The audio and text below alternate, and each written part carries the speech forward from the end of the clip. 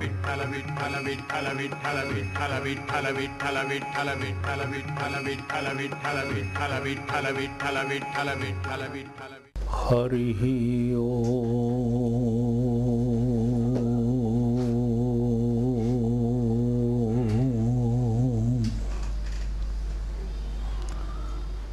ध्यानमूलं गुरोर्मूर्ति पूजामूलं गुरोः पदं मंत्रमूलं गुरोर्वाक्यं मोक्षमूलं गुरोः कृपा। नमितो योगी थोर विरागी तत्वज्ञानी संत तो सत्कविवर परात्पर गुरु ज्ञानदेव भगवंत। ओम श्री गुरु गुरुदेव गुरु जय जय दत्तात्रेय गुरु। शाश्वत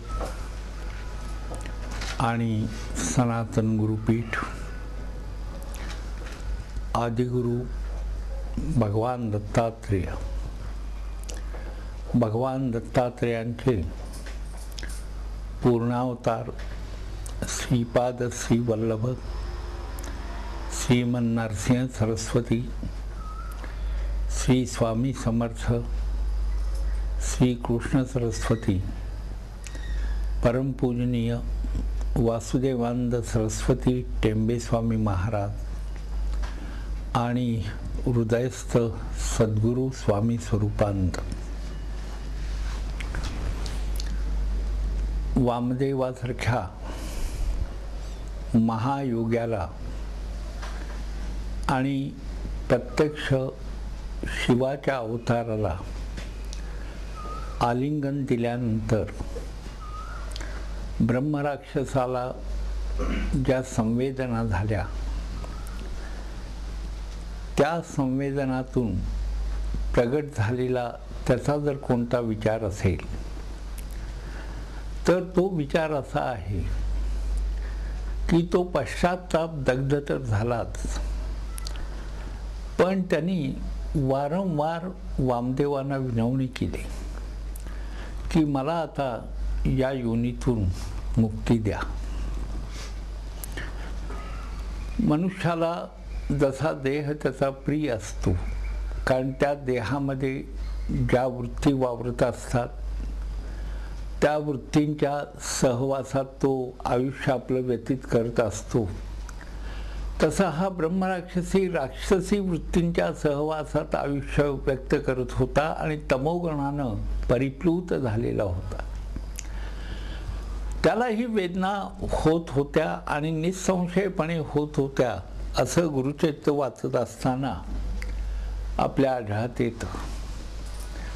पुष्कळ वेळा काय होतं, स्वप्नातही आपणाला अशा प्रकारचे अनुभव येत असतात। काही दुष्ट स्वप्न जर पडलं तर मनुष्य भयभीत होतो आणि त्याला एकदम जाग येते।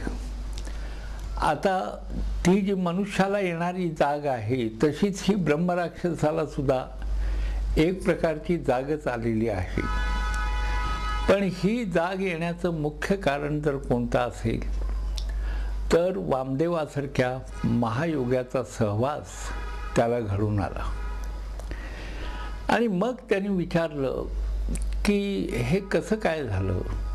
स्वाभाविकपणेच तुम्हाला सांगतो, ज्या वेळा बुद्धी कार्यरत होते आणि त्या बुद्धीला विवेकाचं अधिष्ठान लाभतं तेव्हा ती वेगळ्या प्रकारे जो विधायक जी गोष्ट असेल त्या दृष्टीनं विचार करायला लागते। आणि त्या ब्रह्मराक्षसानं वामदेवानं विचारलं की ही घटना कशी घडली। तेव्हा त्यांनी सांगितलं की माझ्या अंगाला जे भस्म आहे ते भस्म तुझ्या अंगाला लागलं। आता या ठिकाणी सुद्धा आपण विचार करावा की भस्म हा सुद्धा एक प्रकारचा संस्कार आहे। भस्म अंगाला लावणं हा सुद्धा एक प्रकारचा संस्कार आहे, ज्या संस्काराच्या माध्यमातनं बऱ्याच गोष्टी घडतात। या बऱ्याच गोष्टीपैकी अत्यंत महत्त्वाच्या गोष्टी कोणत्या? तर वृत्ती सात्विक व्हायला भस्म मदत करतं. पुन्हा विवेकाची जपणूक करायला भस्म शिकवतं. गैरकृत्य करायला भस्म प्रतिबंध करतं. पावित्र्याची जपणूक करता येते ती भस्माचा विचार जर योग्य असेल, म्हणजे भस्माचं अनुसंधान जर असेल, आपल्या अंगावर भस्म आहे याची जाणीव असेल, तर पावित्र्याची जपणूक होत राहते. भस्म लावल्यामुळं अनैतिक अशा प्रकारची कृत्य करावीशी वाटत नाहीत. आणि भस्मामुळं एका वेगळ्या स्तरावर मनुष्याचं जीवन चालू राहतं. देवळामध्ये अंगारा असतो. अंगाऱ्याचं कारण काय? अंगाऱ्याचं कारण हेच आहे की आपला जो प्रज्ञाचक्षु आहे त्या ठिकाणी अंगार लावतात. अंगारा त्या ठिकाणी लावण्याचं कारण असं आहे की त्यांनी तिथलं तपमान योग्य रीतीनं राखलं जातं आणि त्या प्रज्ञाचक्षुची जोपासना व्हायला अंगारा मदत करतो आणि सत्व विचार वाढवायला, म्हणून अंगारा लावतात. त्या राक्षसाला वामदेवांनी सांगितलं की भस्म जे माझ्या अंगाचं आहे ते तुझ्या अंगाला लागल्यामुळं हा प्रकार घडला. आणि त्यामुळं एक प्रकारे त्याला असं त्यांनी सुचवलंच की तुझंही या भस्मामुळं कल्याण झालेलं आहे. आणि हे केवळ तोंडानं द्यायचं म्हणून दिलेलं आश्वासन नाही, तर त्या ब्रह्मराक्षसाच्या जाणीवेचा स्तर जो आहे तो तितका प्रगल्भ झाल्याचं आपणाला दिसतं. आपण जेव्हा ग्रंथांची पारायणं करतो किंवा अनुष्ठानं करतो, विविध अशा प्रकारची स्तोत्र वाचतो, भगवंताची स्तुती करतो, विविध अशा प्रकारचे नामजप करतो, अनेक सहस्रनामं वाचतो, तेव्हा ह्या सर्व भक्ती मार्गातल्या क्रिया करत असताना खरोखरच मनुष्याच्या बुद्धीमध्ये सुद्धा फरक होत असतो. आपल्या लक्षात जरी आला नाही तरी काही ना काही संस्कार हा आपल्या अंतःकरणावर होतच असतो, हे मान्य करावं लागेल. पहाटेच्या वेळी जर आपण दूरदर्शनवरची स्तोत्र ऐकली, सुंदर स्तोत्र, तर फारच आनंद होतो. आमच्या लहानपणी अशी वृद्ध लोक जे घरामध्ये असत ते भूपाळ्या म्हणत असत. आता भूपाळी म्हणजे काय हो? या भूलोकामध्ये आपल्या सर्वांचं जो पालन करता आहे त्याची आठवण म्हणजे भूपाळी आहे. भूपाळी या शब्दाचा अर्थ आपण असा घ्यायचा की या पृथ्वीवर आपण राहतो, पण ज्याच्या सत्तेनं राहतो, ज्याच्या अंमलाखाली आपलं वास्तव्य आहे, त्याची आठवण जर केली तर आपल्या प्रपितामहाची आठवण केल्यासारखी आहे, आपल्याच आत्म्याची आपण आठवण केल्यासारखी आहे आणि त्यातून आनंद निर्माण होत असतो. असा अर्थ एक सहज मनामध्ये आला म्हणून सांगितला. ग्रंथामध्ये हाच अर्थ दिलेला असेल असं नाही, पण तरी सुद्धा ज्या अर्थामुळं आपल्या आयुष्यातले अनर्थ टळतील असे अर्थ आपण जर प्रगट करत राहिलो, त्याच्यावर विचार करायला लागलो, तर तो विचार घातक नक्कीच ठरणार नाही. तेव्हा ब्रह्मराक्षसाला एक प्रकारचं वामदेवाने आश्वासनच दिलं. आश्वासन दिलं, त्यांनी एवढंच सांगितलं की मी तुझं कल्याण केलं असं वामदेवांनी सांगितलं नाही, तर माझ्या अंगावर जे भस्म आहे हे भस्म तुझ्या अंगाला लागल्यामुळं तुझ्या ज्या स्मृती आहेत त्या स्मृतीची जागृती झाली आणि जन्मजन्मांतरीच्या स्मृती तुला झाल्या आणि त्या स्मृतीतून तू जे काही विधायक केलेलं होतं त्याची आठवण झाली.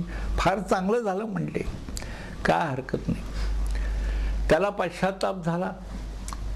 पश्चाताप का झाला? तर क्रूर कर्मा अशा प्रकारच्या अवस्थेमध्ये त्यांनी 25 जन्म काढलेले होते. इथं पुन्हा पुनर्जन्माचा विचार वारंवार येतोय आणि तो एक वेगळा विषय, त्याच्यावर एक व्याख्यानमालाच करावी लागेल, एवढा गहन विषय आहे तो. तर जन्मजन्मांतरी त्यांनी केलेली जी कर्म आहेत त्या कर्मांचं स्मरण त्याला झालं आणि पश्चाताप झाला. पश्चाताप झाल्याबरोबर काय, चित्ताच्या ठिकाणी जो त्याच्या संग्रह झालेला होता वाईट वागण्याचा, त्या पश्चातापानं ते सगळं धुतलं गेलं, दग्ध झालं. पण खरा पश्चाताप व्हावा लागतो, नाहीतर अनेक अशा प्रकारच्या माध्यमातनं पश्चातापाचीच वाटचाल केली जाते.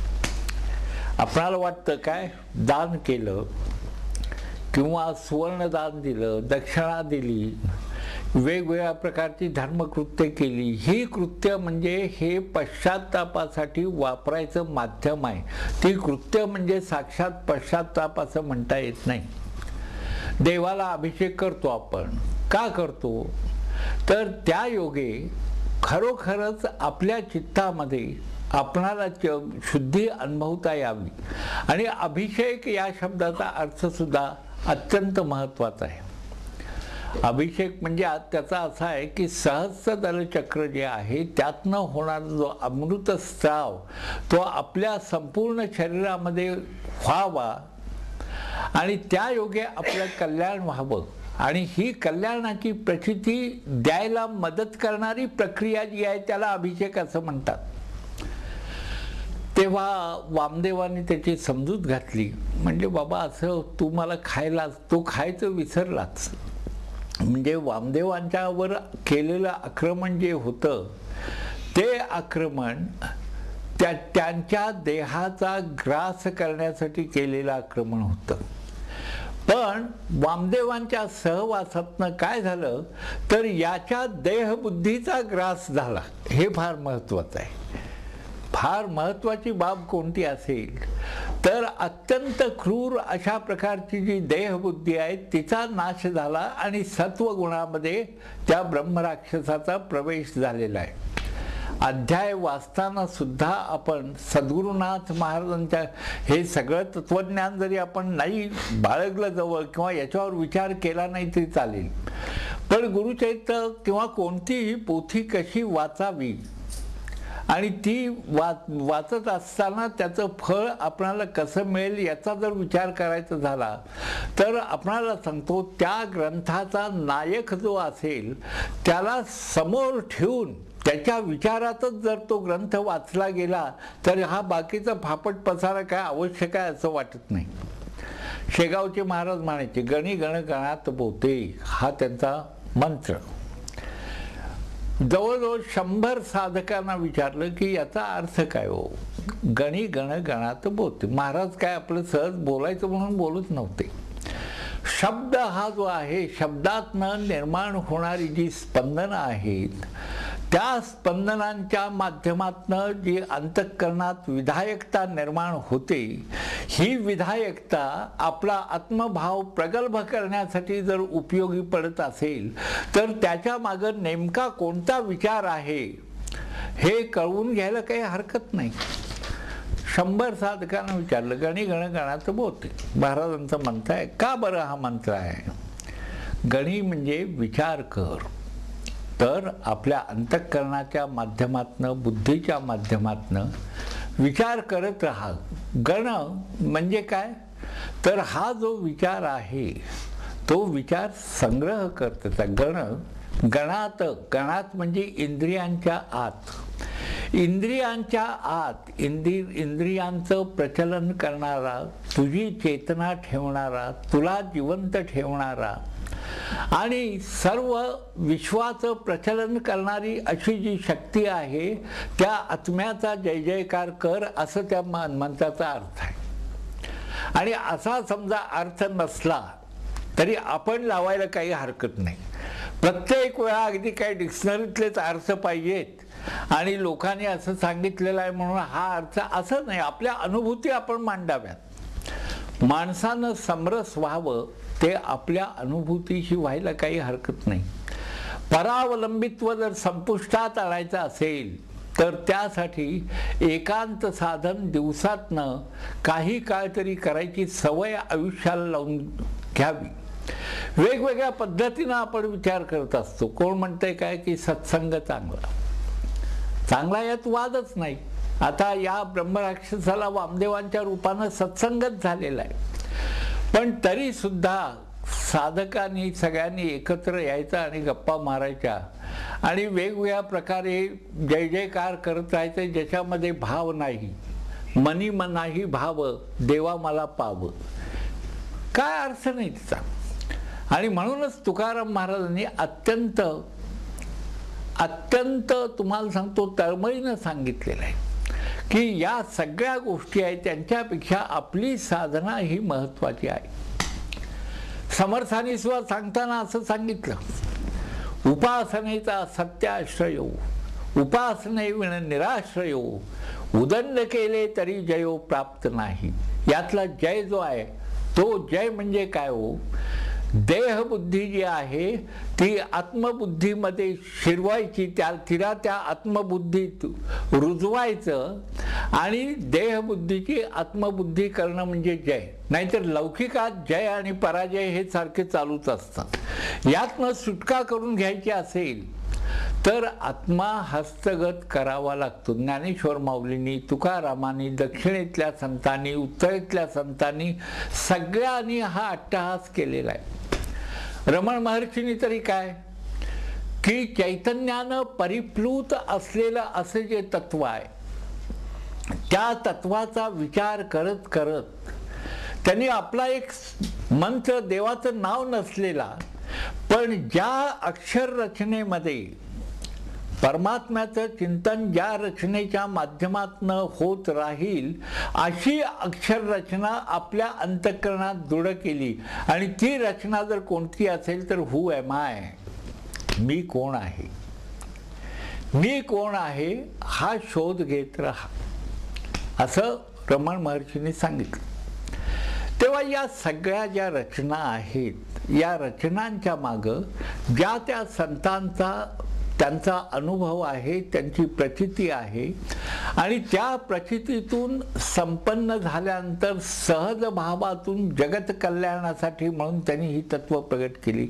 तसं वामदेवानी त्याला सांगितलं, माझ्या अंगावर जी विभूती आहे, म्हणजे किती विभूतीचं महात्म्य आहे हे आपण पहा. विभूती म्हणजे काय हे मागं मी आपणाला सांगितलं. सर्व भूतामध्ये जो विशेष रूपानं आहे, सर्व भूतांच्या मध्ये जो विशेष रूपानं आहे त्याची अनुभूती देण्याचं सामर्थ्य ज्या गोष्टीमध्ये असतं त्याला विभूती किंवा भस्म असं म्हणतात. त्यालाच भस्म असं म्हणा.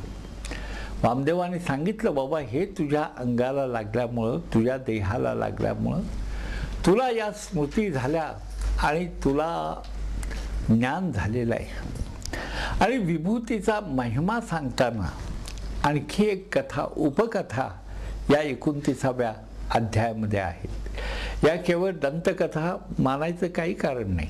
आणि दंतकथा समजा असली आणि ती सुद्धा जर बोध करत असली, जर कल्याण तत्व प्रगट करत असली तर ती आपल्या आयुष्यामध्ये आपण तिच्यावर विचार करायला काही हरकत नाही. पुष्कळ लहान मुलांना सुद्धा आपण कवचीच्या गोष्टी सांगतो, अनेक प्रकारच्या गोष्टी सांगत असतो. त्या काय सगळ्या सत्यच असतात असं नाही, पण त्या गोष्टीतनं जर सत्य प्रगट होत असलं तर त्या गोष्टींना सुद्धा महत्त्व प्राप्त होत असतं. या दृष्टीनं वामदेवानी त्या ब्रह्मराक्षसाला एक कथा कथन केली.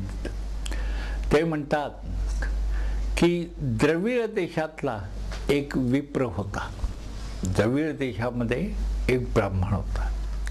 आता ब्राह्मण होता म्हटल्यावर त्यांनी काय करायला पाहिजे, विवेकानं राहायला पाहिजे, त्याचा आचार चांगला पाहिजे, त्याचे विचार चांगले पाहिजेत, त्याला उत्तम प्रकारे अध्ययन अध्यापन त्याचं व्हायला पाहिजे, प्रबोधन करण्याची क्षमता त्याच्यामध्ये आहे पाहिजे, दुसऱ्याच्या विषयी त्यांनी वाईट विचार करता कामा नये. हे या काही गोष्टी आहेत. कारण ब्रह्मतत्वाशी निगडीत ही गोष्ट देहाशी निगडीत आपण हे घ्यायचीच नाही, तर त्यांनी ब्रह्मतत्वाशी निगडीत राहावं आणि सर्व प्रकारे अत्यंत आचार संपन्न अशा प्रकारचं जीवन त्यांनी व्यतीत करायचा प्रयत्न करायला पाहिजे.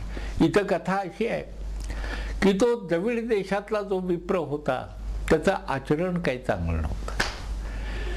आचरण या शब्दाचा अर्थ सुद्धा आपण लक्षात घ्यावा. आचरण म्हणजे मुखापासून पायापर्यंत जो शुद्ध तऱ्हेनं वागतो ते त्याचं आचरण. मुखापासून चरणापर्यंत ज्याच्या अंतःकरणामध्ये मधला शुद्ध भाव हा सतत सजग असतो तोच चांगला आचारवंत असतो. नुसता विचारवंत असूनही चालत नाही, आचारवंतही आवश्यक आहे. तेव्हा हा काय करायचा, कुकर्म करत असे, वाईट वागत असे, अत्यंत वाईट वागायचा, समाज विघातकाची कृती करायचा, शौर्य कर्म करायचा. आपल्या प्रार्थना सुद्धा ज्या आहेत या प्रार्थना अत्यंत प्रगल्भ आहेत. लक्षात घ्या, रुद्रामध्ये चोरांच्या विविध जातींना सुद्धा नमस्कार केलेला आहे. याला कारण असं आहे की त्या ठिकाणी सुद्धा त्या आपल्या ज्या आत वृत्ती असतात त्या वृत्तींचा शम होण्यासाठी शब्द माध्यमातून त्या प्रगट करायच्या आणि अतिशय औचित्यपूर्ण रीतीनं परमात्म्याच्या ठिकाणी आपण लीन व्हायचं. त्या लीनतेतून आपल्या अंतःकरणामध्ये जे शुद्ध भाव निर्माण होतील त्या भावांचा वापर आपल्या आयुष्यामध्ये करायचा, एवढ्यासाठी ते आहे. तेव्हा हा द्रविड देशातला विप्र आचार नाही, काय नाही, वाटेल तसा वागायचा. तस्कर विद्या, चोरी करायचा, चांगलं काम नाही ते. शौर्य कर्म म्हणजे दुसऱ्याच्या गोष्टी ज्या आहेत त्याच्यावर कशा प्रकारे आपल्याला त्या मिळवता येतील याचाही प्रयत्न करायचा. पण गंमत अशी आहे, हे परमेश्वराचं जग आहे आणि अशा प्रकारच्या सगळ्या गोष्टी इथं चालणार, चांगल्या चालणार, वाईट चालणार. आपण कोणत्याचा स्वीकार करायचा, कोणत्या गोष्टीचा, हे साधकांनी ठरवावं. साधक हा शब्द मी वापरतो, ज्याला साधना अंगीकृत करायची आहे त्याला साधक असं म्हणतात. आणि साधनेचं प्रमुख माध्यम जर कोणतं असेल तर देव वगैरे बाकीच्या सगळ्या गोष्टी बाजूला ठेवा, पण सद्गुण जे आहेत त्या सद्गुणांचं प्रवर्तन आपल्या अंतःकरणात होण्यासाठी जी गोष्ट आचरायची त्याला साधना म्हणा. सद्गुणांसाठी प्रवृत्ती वाढीला लागणं आणि दुर्गुणांच्या पासून निवृत्त होणं. म्हणून प्रवृत्ती, निवृत्ती आणि ज्ञान या तीन गोष्टी हा आपल्या संस्कृतीचा पाय आहे. ते सुद्धा मी आपल्याला सांगतो की केवळ भारतीय संस्कृतीच याचा विचार करते असं नव्हे, तर जगातल्या सर्व खंड उपखंडामध्ये आता याच्यावर विचार व्हायला लागलाय. पाश्चात्य राष्ट्रांमध्ये सुद्धा याच्यावर विचार केला गेला, प्रवृत्ती, निवृत्ती आणि ज्ञान.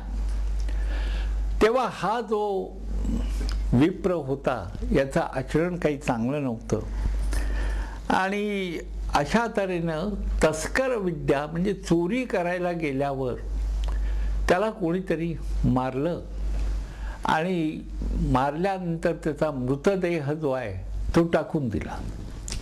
आता गंमत अशी आहे, या गोष्टीच अशा आहे जिथं संघर्ष अटळ होतो आणि त्या संघर्षातनं त्याला मृत्यू आलेला आहे. मृत्यू आलेला आहे, प्रेत त्याचं पडलेलं आहे. प्रेत या शब्दाचा अर्थही आपण लक्षात ठेवा. मेल्यानंतर प्रेत का म्हणतात, प्रकर्षानं जो गेलेला आहे ते प्रेत, म्हणजे त्याच्यामध्ये पुन्हा काही चेतना येत नाही म्हणून त्याला प्रेत असं म्हणतात. ते प्रेत पडलेलं आहे तिथं. इतक्यात काय झालं की बाकीची जनावरं म्हणा किंवा प्राणी म्हणा असतातच. एक कुत्रं होतं, ते कुत्रं हिंडत हिंडत हिंडत गेल्यावर त्याला ते प्रेत दिसल्यावर त्याला कुत्र्याला वाटलं की या प्रेताचं मांस आपण खावं. पण त्या कुत्र्याचं वैशिष्ट्य होतं असं की ते भस्माच्या ढिगाऱ्यावर बसलेलं होतं आणि त्याच्या अंगाला भस्म लागलेलं होतं. सर्वसामान्यतः काय बघा की आपल्याला अंगाला जर कुठं काही लागलं तर हात पाय आपण झाडतो. कुत्र्या मांजरांना बिचाऱ्यानं त्याला परमेश्वराने हॉरिझॉन्टलच केलेलं आहे. सगळं कसं स्वच्छ होता येईल, त्या कुत्र्याला विचार लागलं तर लागलं भस्म, चला.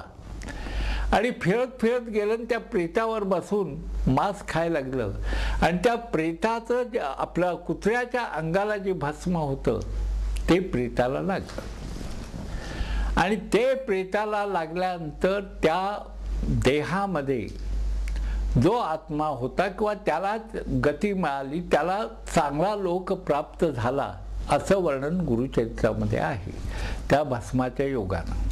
भस्म महिमा अशा प्रकारे अपार आहे असं वामदेवांनी त्याला सांगितलं. पण हे सांगत असताना हे उदाहरण जेव्हा आपण घेतो किंवा याच्यावर विचार करतो तेव्हा पुष्कळ वेळा बुद्धिवादातनं विचार होतो की हे कसं काय, आपण याच्यावर विश्वास कसा ठेवावा. असं कुत्र्याच्या अंगाचं भस्म त्याच्या अंगाला लागल्यावर त्या भस्मानं त्याचा उद्धार कसा होईल. देहाच्या बाबतीत सुद्धा देहामध्ये वेगवेगळ्या प्रकारचे कोश म्हणजे सुद्धा एक प्रकारचं देहच आहे, ते असतात. तसं प्रत्येक गोष्टीला डायमेन्शन्स असतात. तर भस्मातली जी सूक्ष्म डायमेन्शन्स आहेत ती त्याच्या जीवाला जर चिकटून गेली असली किंवा जीवभावामध्ये तिच्या मिसळली गेली असली तर कदाचित असं असण्याची शक्यता आहे, आपण नाकारता येत नाही. पण ठामपणे प्रचितीशिवाय बोलणं गैर असल्या कारणानं त्याविषयी भाष्य करायचं नाही. आपण एकच गोष्ट लक्षात घ्यावी की ते भस्म जे लागलेलं आहे त्या देहाला, त्या भस्मानं त्या देहाचा पतित देहाचा सुद्धा उद्धार झाला असं वामदेवांनी सांगितलं. 29वा अध्याय गुरुचरित्राचा आहे. तर त्यानंतर पुढं काय घटना झाली आणि भस्माचं काय महत्त्व आहे हे आपण पुढच्या प्रवचनामध्ये पाहायचं आहे. हरिः ओम.